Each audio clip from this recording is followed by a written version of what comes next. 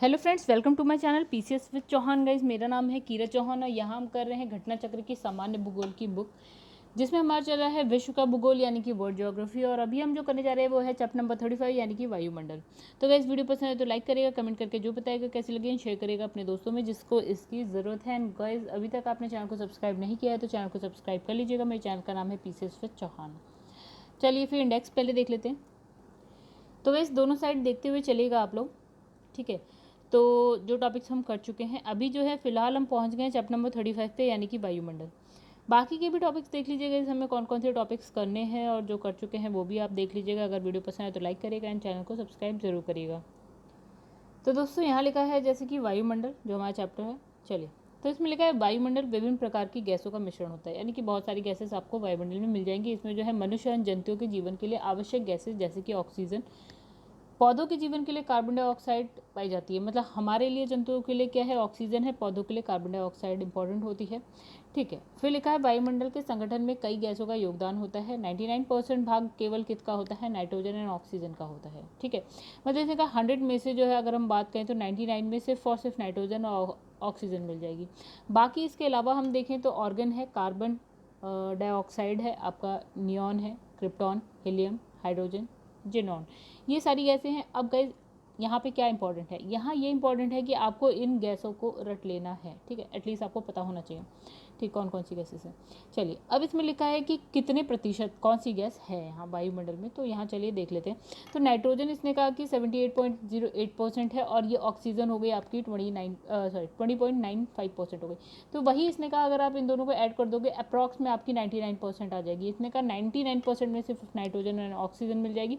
बाकी इसने कहा और कौन कौन सी गैसेज हैं, आप एक इनमें और क्या याद रखना है, तो आप कार्बन डाइऑक्साइड जरूर याद रखिएगा, 0.06% है, ये याद रखिएगा आप, ठीक है।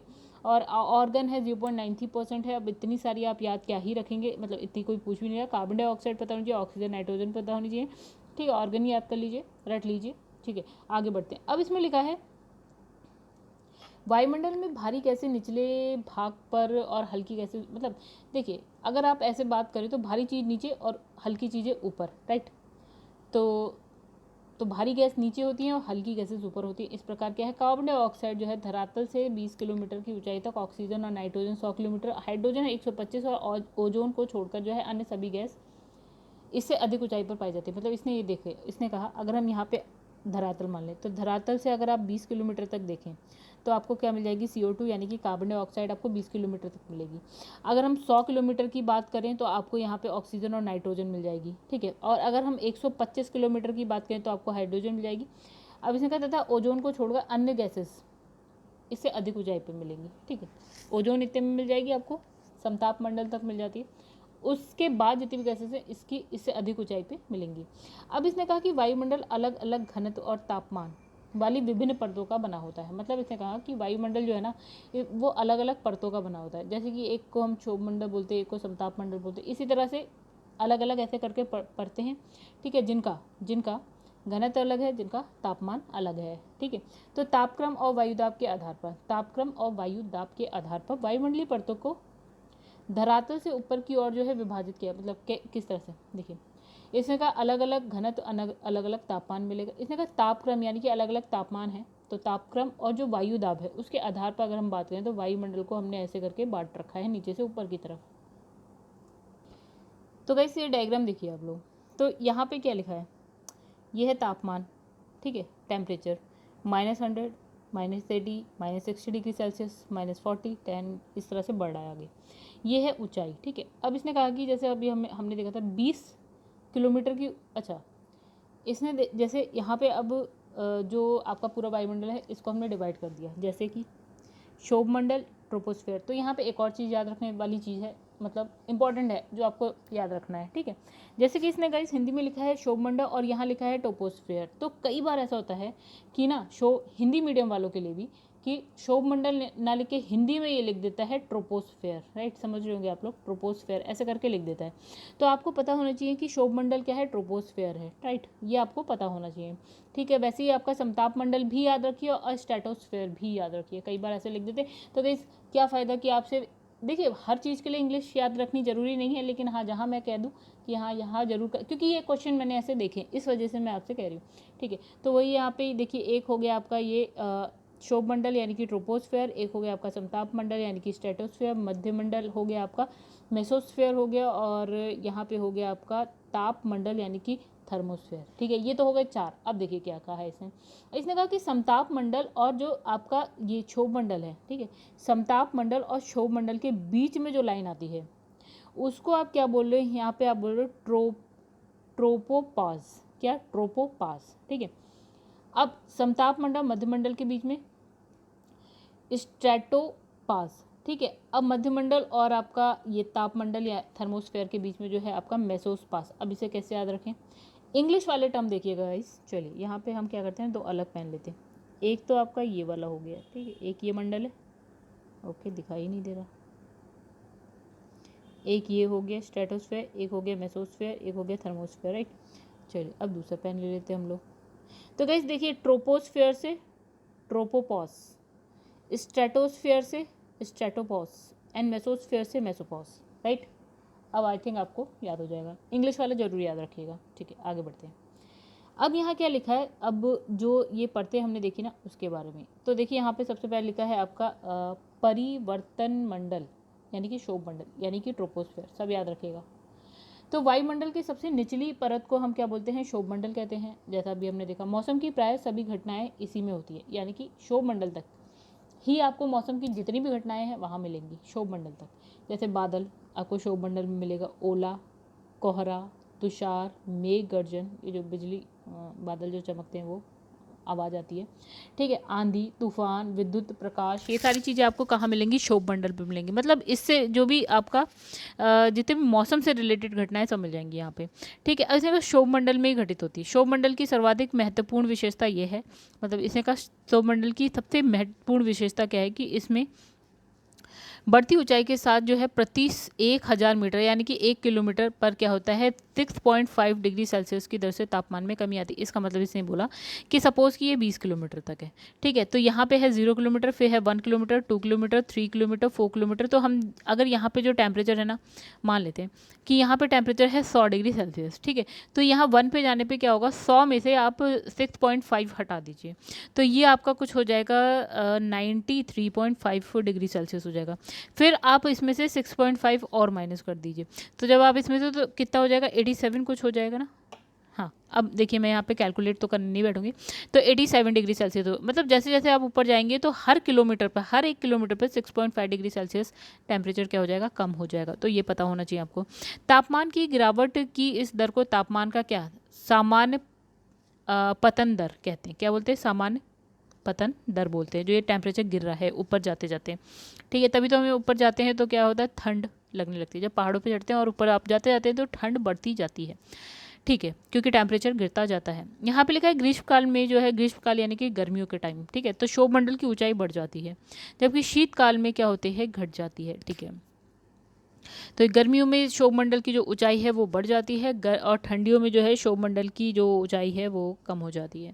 अब लिखा है क्षोभ मंडल में आर्द्रताग्राही नाभिकों की उपस्थिति के कारण बादलों का निर्माण होता है, यानी कि देखिएगा इस बादलों को बनने के लिए ना एक क्या होता है, जब पानी जो है वाष्प बन के ऊपर की तरफ जाता है तो वहाँ पे क्या होता है ना, छोटे छोटे नाभिक होते हैं, ठीक है, जो आर्द्रता को ग्रहण करते हैं, जो भी वाष्प जो है ऊपर जा रहा है उसको ग्रहण करते हैं। जैसे छोटे छोटे नाभिक हैं, ये क्या करेंगे, आर्द्रता को ग्रहण करेंगे अपने में, ठीक है। और उसके बाद ये क्या करते हैं ना, सब मिल के क्या करते हैं, बादलों का निर्माण करते हैं, ठीक है। तो क्षोभ मंडल में ही आपको क्या मिलते हैं, आर्द्रताग्राही नाभिक जो है होते हैं।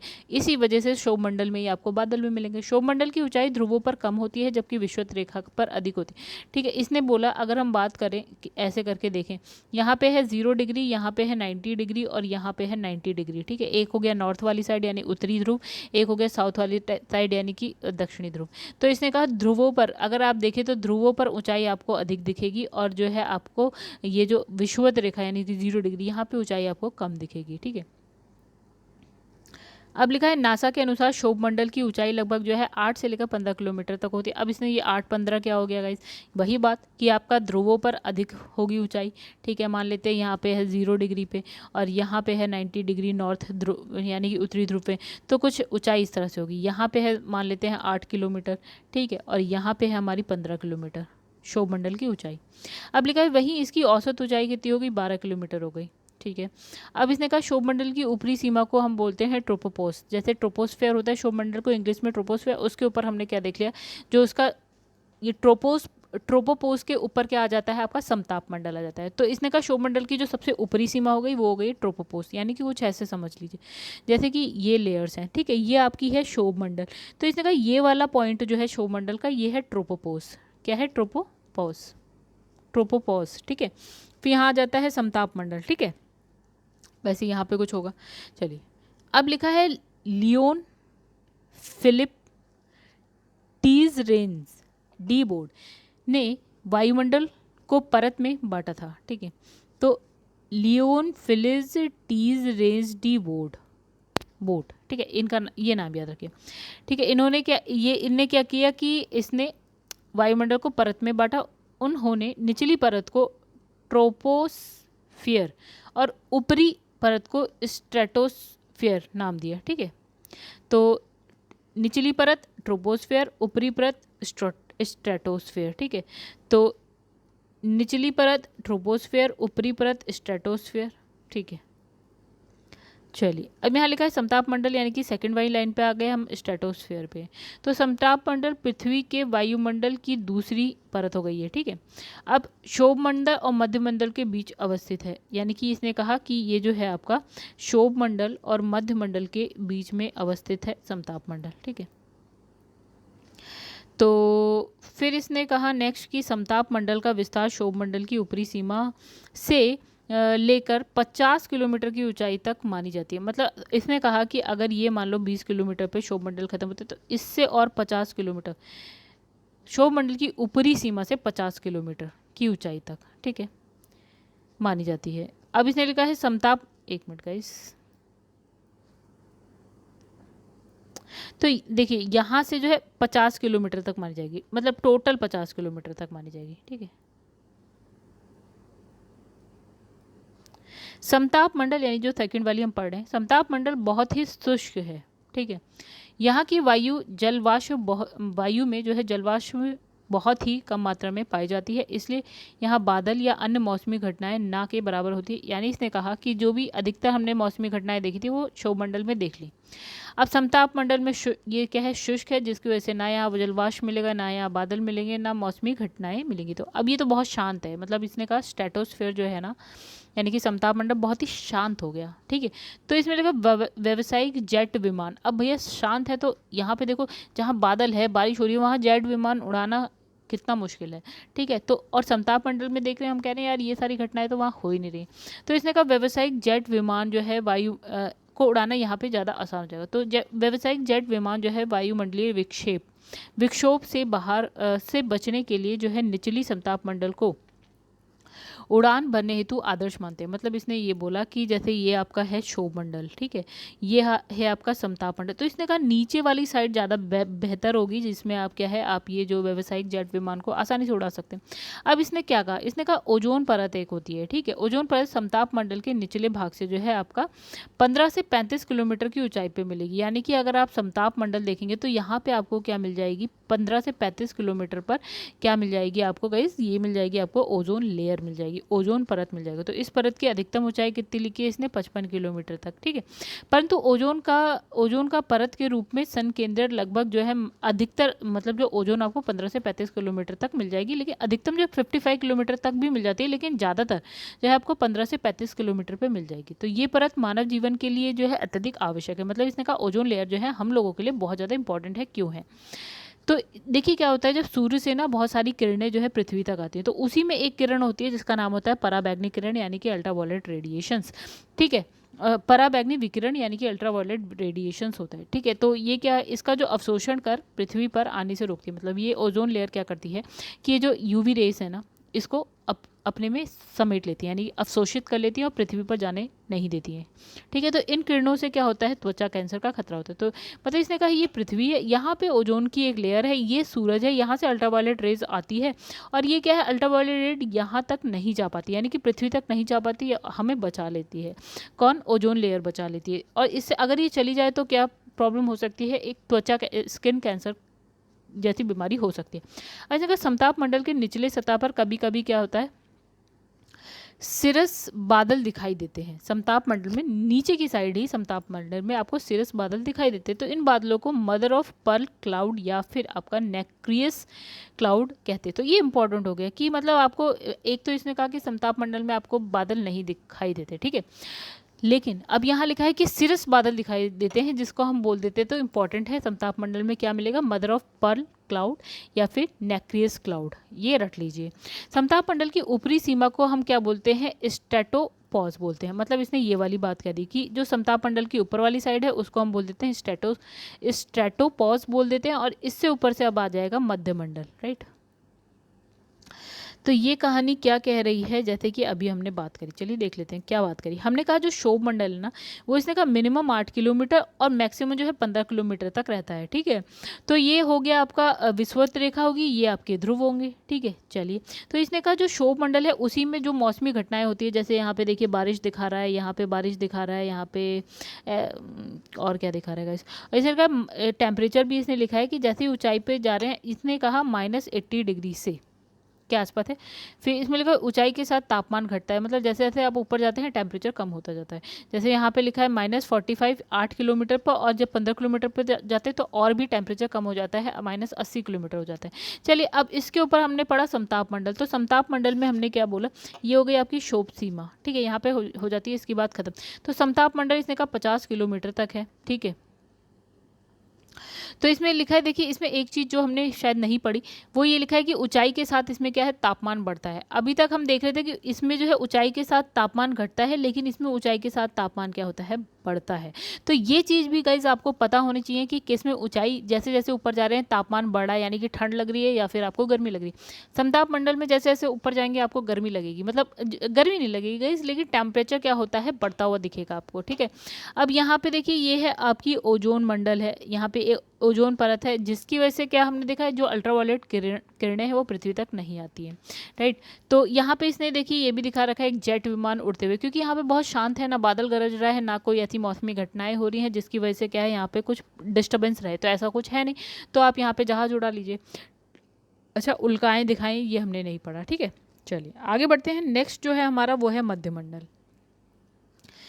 इसको इंग्लिश में बोलते हैं मेसोस्फीयर। तो मध्यमंडल का विस्तार जो है धरातल से 50 से 80 किलोमीटर की ऊंचाई तक होता है। देखिए मध्यमंडल इसने कहाँ से कहाँ तक दिखाया, तो इसने कहा 50 से लेकर 80 किलोमीटर की ऊंचाई तक है, ठीक है। और यहाँ पर temperature -100 degree Celsius -100 degree Celsius हो गया, ठीक है। और यहाँ पे देखिए क्या लिखा है, ऊंचाई के साथ तापमान घटता है, ठीक है। यहाँ पे ऊंचाई के संग तापमान, हाँ चलिए, यहाँ ऊंचाई के संग तापमान घट रहा है, यहाँ ऊंचाई के संग तापमान घट रहा है, लेकिन यहाँ ऊंचाई के संग तापमान क्या होता है, बढ़ता है। चलिए आगे बढ़ते हैं। अब इसने क्या लिखा है कि इस मंडल में नॉक्टिल्यूसेंट बादलों और निशादीप्त बादलों का ध्रुवों के ऊपर गर्मियों में दर्शन होता है, ठीक है। मतलब इस मंडल में अगर बात करें तो ध्रुवों के ऊपर, यानी कि जैसे आपका नॉर्थ पोल होता है या साउथ पोल होता है, वहाँ पे आपको बादल दिखेंगे, कौन से, नॉक्टिल्यूसेंट या फिर आपका निशाद्वीप बादल दिख जाएंगे, ठीक है। और किस टाइम मिलेंगे, गर्मियों में मिल जाएंगे। तो इन बादलों का निर्माण उल्का धूल संवहनीय प्रक्रिया द्वारा ऊपर लाई गई आर्द्रता के सहयोग से संघनन होने से होता है। तो इतना याद रखने की जरूरत नहीं है।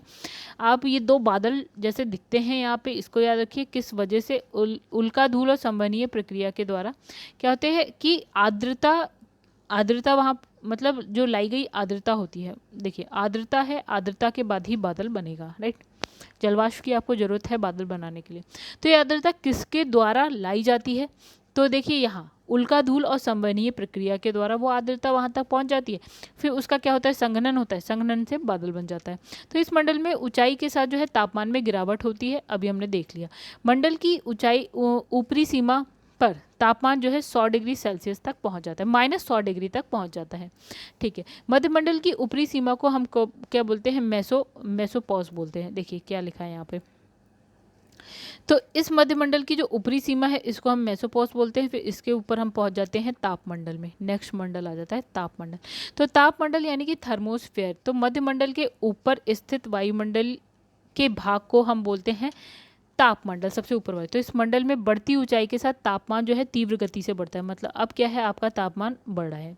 अगर आप इस वाली लेयर की बात करते हैं तो यहाँ पे तापमान क्या है, ऊंचाई के साथ बढ़ता जाता है। चलिए एक बार छोटा सा करके देख लेते हैं। तो देखिए यहाँ पे जो है तापमान जो है गिरता है, यहाँ तापमान बढ़ता है, यहाँ तापमान गिरता है और यहाँ तापमान बढ़ने लगता है। ठीक है, जैसे जैसे हम जा रहे हैं ऊपर, तो पहले वाले में तापमान गिरता है जैसे जैसे ऊपर जाएं, तो समताप मंडल में जैसे जैसे ऊपर जाते हो तापमान बढ़ता है, फिर आपका मध्यमंडल में गिरने लगता है, फिर आपका जो ये लास्ट वाला है जो तापमंडल है उसमें क्या है, फिर बढ़ने लगता है। ठीक है, अब इसने एक चीज़ और दिखाई, तापमंडल को इसने बांट दिया है, एक आयन मंडल में बांट दिया, एक वायु मंडल में बांट दिया है, 2 मंडलों में बांट दिया है आपने इस वाली लेयर को। ठीक है, तो चलिए आइए देखें और क्या कहानी लिखी। तो इसे लिखा है, विभिन्न विशिष्टताओं के आधार पर इस मंडल को 2 उपमंडलों में विभाजित यानी कि बांट दिया गया। एक मंडल है आपका आयन मंडल, दूसरा है बहिर्मंडल वायुमंडल, एक ही बात है।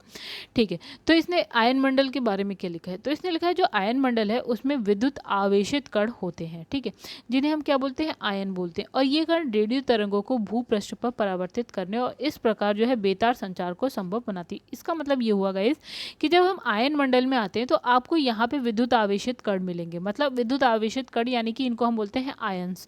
ठीक है, अब आयन मिलेंगे। तो अब देखिए गाइस, वायरलेस कम्युनिकेशन में क्या होता है, यानी कि बेतार कम्युनिकेशन को क्या बोलते हैं, जो भी बोलते हैं गाइस, यानी कि जैसे आप मोबाइल से बात करते हैं तो उसमें तार की जरूरत नहीं होती है। ठीक है, वो बेतार होता है, मतलब बिना तार का होता है, तो इसे हम वायरलेस बोलते हैं, बिना तार के। ठीक है, तो उसमें क्या होता है, जैसे सिग्नल आपके मोबाइल से कहाँ जाता है, पहले ऊपर जाता है, फिर इन आयनों से टकरा के वापस से, सपोज यहाँ पे एक आदमी खड़ा है, उसके हाथ में एक मोबाइल है, यहाँ एक आदमी खड़ा है, उसके हाथ में एक मोबाइल है। ठीक है, इसने अपने मोबाइल से सिग्नल को पहले भेजा ऊपर और उसके बाद ये टकरा के आ गया दूसरे वाले के पास। ठीक है, तो ये आयनों से, यानी कि जो आवेशित कण है उनसे टकरा कर वापस से नीचे आ जाता है, पृथ्वी पर आ जाता है। आयन मंडल इसीलिए इसको बोलते हैं। ठीक है, रेडियो तरंगों को परावर्तन करना का मतलब होता है गाइस टकरा के वापस आ जाना, इसको परावर्तन बोलते हैं। तो ये क्या कर रहा है, जो रेडियो तरंग है उसको परावर्तित कर रहा है, मतलब वो टकरा के वापस भेज दे रहा है, कहाँ, पृथ्वी पर भेज दे रहा है। आयन मंडल की बात हो रही है। तो चलिए एक बार फिर से पढ़ लेते हैं, हो सकता है जो साइंस बैकग्राउंड से ना हो उन्हें समझ में ना आया। तो आयन मंडल में जो विद्युत आवेशित कण होते हैं जिनको हम बोलते हैं आयन, जिससे वो टकरा रही है तरंगे। ठीक है, तो ये जो है ये कण क्या करते हैं, यानी कि जो आयन होते हैं वो रेडियो तरंगों को भूपृष्ठ यानी कि पृथ्वी पर जो है परावर्तित करते हैं, यानी कि टकरा के वापस भेजते हैं। तो इस प्रकार हम बेतार संचार यानी कि वायरलेस कम्युनिकेशन, जैसे मोबाइल वाला हो गया वायरलेस कम्युनिकेशन बोलते हैं इसको। ठीक है, ठीक है, तो इंटरनेट हो गया आपका वायरलेस कम्युनिकेशन होता है, बिना तार के भी आप काम चला लेते हैं। ठीक है, तो ये बेतार संचार को ये क्या करता है, संभव बनाता है। तो इस मंडल का विस्तार अगर देखें तो 80 से लेकर 640 किलोमीटर के बीच होता है। तो यहाँ पे आप देख सकते हैं कितना है आपका, 80 से लेकर 640 किलोमीटर तक है। चलिए आगे बढ़ जाते हैं। फिर इसने क्या बोला कि इस मंडल में ऊंचाई के साथ कई परतों का निर्धारण होता है, यानी कि अगर हम इसी मंडल की बात करें तो जैसे कि ये है पूरी की पूरी आयन मंडल, तो इसने कहा आयन मंडल को भी इसने डिवाइड कर दिया है परतों में। तो पहली परत का नाम इसने रख दिया डी, दूसरी परत का नाम रख दिया ई, फिर ऐसी एफ हो गया आपका, जी हो गया, इस तरह से। तो इसने कहा वही परतों, तो इसने लिखा डी परत निम्न आवृत्ति वाली रेडियो तरंगों को परावर्तित करती है। ई परत जो है आपका कैनली हैवी साइड परत भी कहते हैं इसको, और उच्च आवृत्ति वाली रेडियो तरंगों को परावर्तित करती है। इसी प्रकार एफ परत और जी परत भी आयन मंडल की परतें हैं। यानी इसने क्या बोला, देखिए गाइस क्या होता है, जो आपकी तरंगे होती है ना, सपोज कि ये है डी, ये पूरा का पूरा आयन मंडल ही बना रहे जिसे परतों में इसने और डिवाइड कर दिया है। ठीक है, तो ये देखिए क्या लिखा है, डी ई एफ जी। मतलब अब जो तरंगे होती है ना, रेडियो तरंगे, वो उनकी अपनी कुछ आवृत्ति यानी कि फ्रीक्वेंसी होती है। तो वो फ्रीक्वेंसी कम भी हो सकती है, उससे ज़्यादा भी हो सकती है, उससे ज़्यादा भी हो सकती है, उससे ज़्यादा भी होती है, उससे ज़्यादा भी होती है, उससे ज़्यादा भी होती है, ऐसे करके बढ़ती जाती है तरंगों की जो आवृत्ति यानी कि फ्रीक्वेंसी होती है। ठीक है, तो हमें ज़्यादा समझने की इसमें ज़रूरत नहीं है, नहीं समझ में आ रहा कोई बात नहीं। ये मान लीजिए हमने आवृत्ति बना दी, फ्रीक्वेंसी बना दी। ठीक है, तो इसने कहा ये सपोज फ्रीक्वेंसी यहाँ पे है 1 2 3 4 5 6 ऐसे करके। तो इसने कहा जो कम आवृत्ति वाली जो तरंगे है ना, वो कहाँ से टकरा के वापस हो जाती हैं, डी से टकरा के वापस हो जाती है, डी में जो आयन है उससे टकरा के वापस हो जाती है। लेकिन इसने कहा जो अधिक आवृत्ति वाली तरंगे है ना, जिनकी वो तरंगे जिनकी आवृत्ति अधिक है, वो कहाँ से टकरा के जाती हैं, ई से टकरा के जाती हैं। ई वाली जो परत है ना आयन मंडल में, ई परत जो है उससे टकरा के जाती है। उसी तरह हमारे पास एफ और जी परत भी है। बस इतनी सी बात इसने कही है, कुछ नहीं कहा, ठीक है। उसने एफ परत को एप्लीटन परत भी कहते हैं। तो यहाँ पे दो चीज़ आ गई, एक चीज, दो चीज़ें और रट लीजिए कि ई परत को इसने कैनली हेविसाइड परत कह दिया और एफ परत को इसने क्या है, एप्लीटन परत कह दिया। तो ये और रट लीजिएगा कि ई को इसने ये कहा है और एफ को इसने ये कहा है। तो इस मंडल की महत्वपूर्ण विशेषता क्या है, उत्तरी ध्रुवीय प्रकाश, दक्षिण ध्रुवीय प्रकाश की होने वाली घटनाएं हैं, ठीक है। तो इस परत पे क्या होता है, देखिए उत्तरी ध्रुवीय प्रकाश मिलेगा, दक्षिण ध्रुवीय प्रकाश मिलेगा, ठीक है।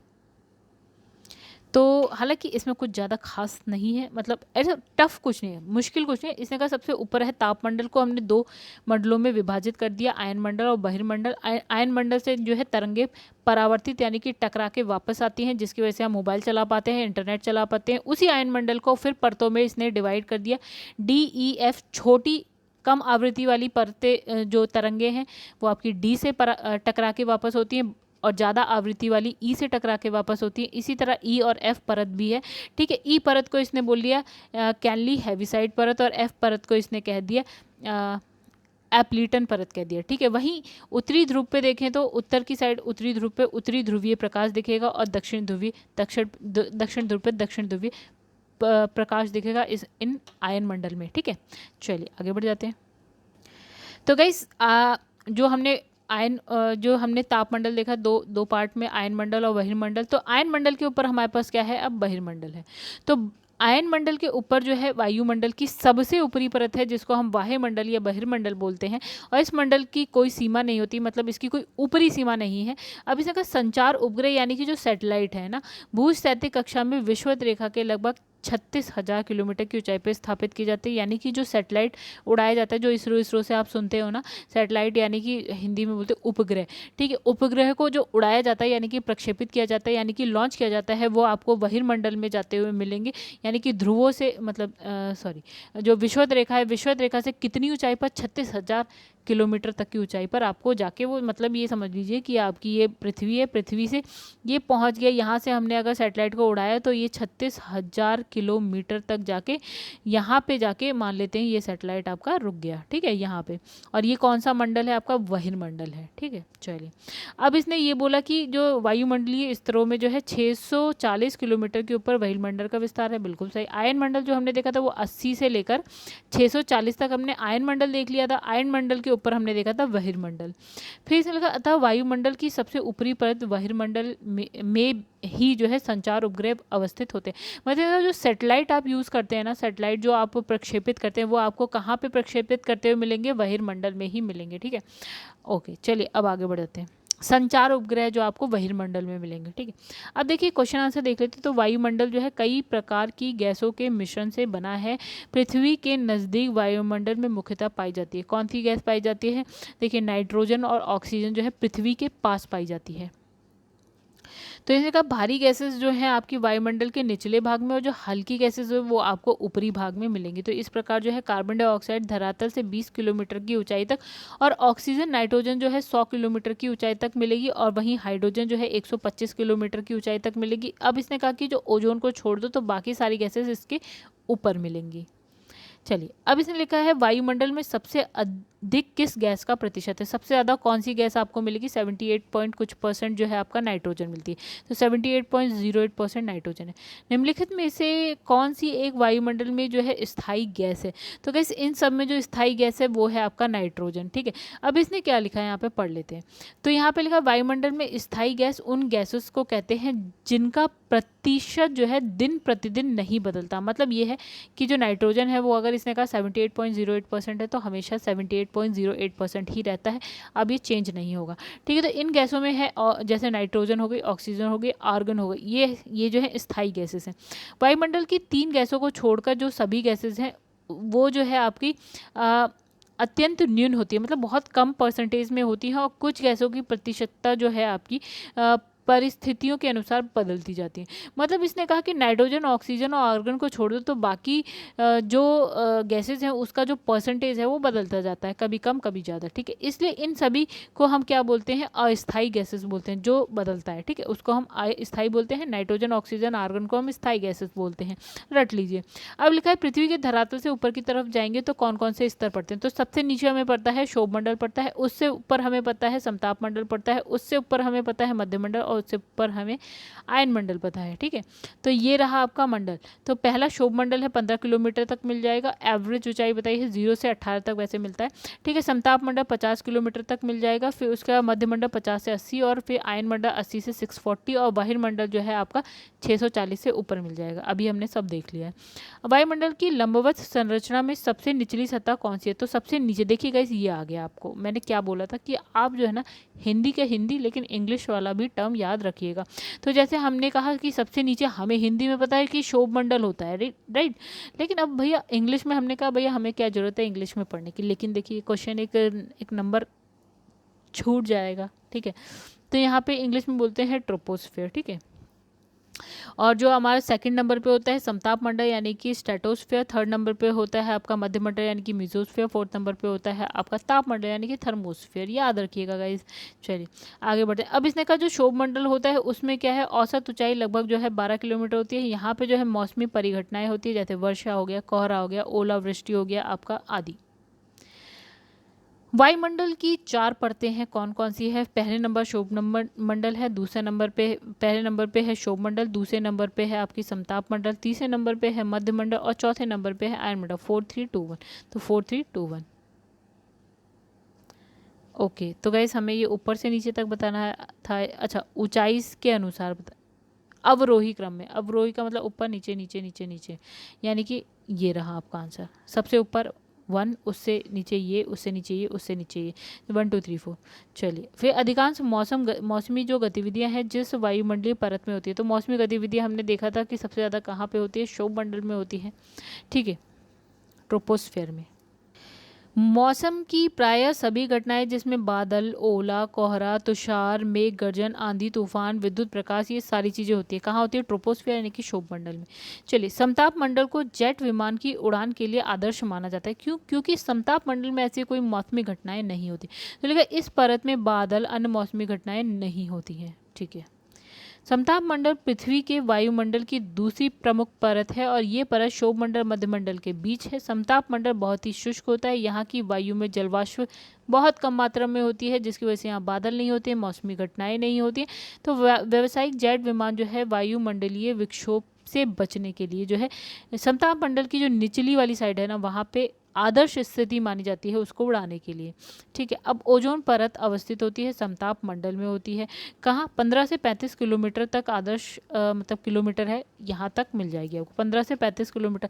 हालांकि इसकी अधिकतम ऊंचाई की बात करें तो 55 किलोमीटर तक मिल जाएगी, लेकिन जो अगर हम बात करें तो इसका अधिकतर संकेंद्रण कहाँ होता है, 15 से 35 किलोमीटर तक ही होता है। मतलब मैक्सिमम आपको जो है 15 से 35 किलोमीटर तक मिल जाएगी, ठीक है। अब लिखा है सूरज से निकले विनाशकारी रेडिएशन से निम्न में से कौन जो है जीव सुरक्षा करता है, कौन जो है जीवन सुरक्षा करता है। मतलब इसने कहा सूरज से एक अल्ट्रावायलेट रेज निकलती है, उससे हमें कौन बचाता है। तो उससे हमें कौन बनाता है, ओजोन की परत, ओजोन लेयर बचाती है। तो ओजोन परत सूर्य से निकलने वाली विनाशकारी रेडिएशन से पृथ्वी पर जीवन की सुरक्षा करती है। ये भूतल पर पराबैंगनी विकिरण को रोककर पृथ्वी को पराबैंगनी किरणों के दुष्प्रभाव से बचाती है। ये पृथ्वी के वायुमंडल के कहाँ, समताप मंडल में धरातल से 15 से 35 किलोमीटर तक की ऊंचाई पे मिलती है आपको। ओजोन जो है ऑक्सीजन के 3 परमाणुओं से, मतलब ओजोन को हम कैसे लिखते हैं, O3, यानी कि ऑक्सीजन के 3 परमाणुओं से बना है।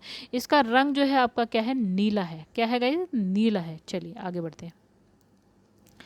समताप मंडल में ओजोन परत का कार्य है, क्या करता है, ये पराबैंगनी विकिरण जो होती है सूर्य से आने वाली, उसको पृथ्वी पर जाने से रोकता है। ओजोन परत बताती है, क्या बताती है, पृथ्वी की सतह से 15 से 20 किलोमीटर ऊपर वायुमंडल की परत है, ठीक है। रेडियो तरंगों के विक्षोभ के लिए वायुमंडल के निम्नलिखित स्तरों में से कौन सा उत्तर, मतलब इसने कहा कि जो रेडियो तरंगे हैं वो किस मंडल से होकर जो है पृथ्वी पर वापस आती है। तो हमने क्या पढ़ा था, आयन मंडल। तो देखिए क्या लिखा है, रेडियो तरंगों का विक्षेपण या परावर्तन आयन मंडल से होता है। इस मंडल में घटित होने वाली अन्य प्रमुख घटनाएं क्या क्या होती हैं। मतलब इसने कहा आयन मंडल में और क्या क्या होता है। तो देखिए यहाँ लिखा है ब्रह्मांडीय किरणें यानी कि कॉस्मिक रे का परिलक्षण होता है, उत्तरी ध्रुवीय प्रकाश, ये भी पढ़ा था, दक्षिण ध्रुवीय प्रकाश, ये सब चीज़ें आपको यहाँ पे दिखेंगी। उत्तरी ध्रुवीय प्रकाश के लिए वायुमंडल में कौन सी परत जिम्मेदार है। तो गाइस कौन सी परत जिम्मेदार है, आपकी आयन मंडल। और दक्षिणी ध्रुवीय प्रकाश के लिए वो भी आयन मंडल ही जिम्मेदार है। बेतार संचार यानी कि वायरलेस कम्युनिकेशन, यानी कि जैसे आप मोबाइल से या इंटरनेट वाली बात हो गई। तो पृथ्वी की सतह को निम्नांकित द्वारा परावर्तित किया जाता है। तो इसने कहा जो सिग्नल है वो कहाँ से परावर्तित, यानी कि जो तरंगे हैं वो कहाँ से परावर्तित होकर आती हैं। तो सिंपल है आयन मंडल। तो इसमें लिखा है जो आयन मंडल है विद्युत, वहाँ पे क्या मिलेंगे आपको, विद्युत आवेशित कण मिलेंगे जिनको हम बोलते हैं आयन। तो इसी से जो है रेडियो तरंगे हैं टकरा कर यानी कि परावर्तित होकर पृथ्वी पर वापस आती। तो इसी प्रकार बेतार संचार यानी कि वायरलेस कम्युनिकेशन संभव हो पाता है। वायुमंडल की कौन सी परत दूर संचार प्रणाली के लिए प्रयोग होती है। तो अभी हमने पढ़ा आयन मंडल।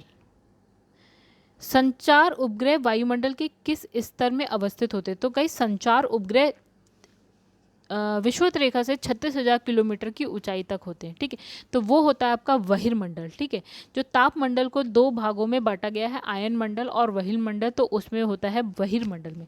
तो इसे संचार उपग्रह जो है आपका भूस्थैतिक कक्षा, ये कक्षा याद रखिएगा, भूस्थैतिक कक्षा बोलते हैं इसको। ठीक है, जियोस्टैटिक ऑर्बिट, ठीक है, में विषुवत रेखा से लगभग 36,000 किलोमीटर की ऊंचाई पर स्थापित होती है। वायुमंडलीय स्तरों में लगभग जो है 640 किलोमीटर के ऊपर आपको क्या मिलेगा, बहिर्मंडल का विस्तार मिलेगा। वायुमंडल के सबसे ऊपरी परत पर बहिर्मंडल में ही संचार उपग्रह क्या होते हैं, अवस्थित होते हैं। चलिए, निम्नलिखित में से कौन से वायुमंडल के स्तर एवं उसके अभिलक्षणों के सुमेलन में सही है, कौन सा सही है। तो ओके, अच्छा, क्षोभ मंडल में मौसम संबंधी घटनाएं होती हैं, समताप मंडल में ओजोन परत होती है, आयन मंडल में पृथ्वी की सतह की ओर परावर्तित रेडियो तरंगे होती हैं, और यहाँ पे लिखा है मध्य मंडल, तो इसने बोला है ध्रुव ज्योति। ठीक है, तो गाइस ध्रुव ज्योति, चल तो आंसर है हमारा सी, यानी कि 1 2 3 4 वाला गलत है। तो देखिए इसने कहा, देखिए क्षोभ मंडल में मौसम संबंधी घटनाएं होती है, हमें पता है, जैसे बादल वादल, बारिश वारिश, सारी चीज़ें, ओला कोहरा, ये सब। ओजोन मंडल में हमारे पास ओजोन परत जो है आपका समताप मंडल में होती है।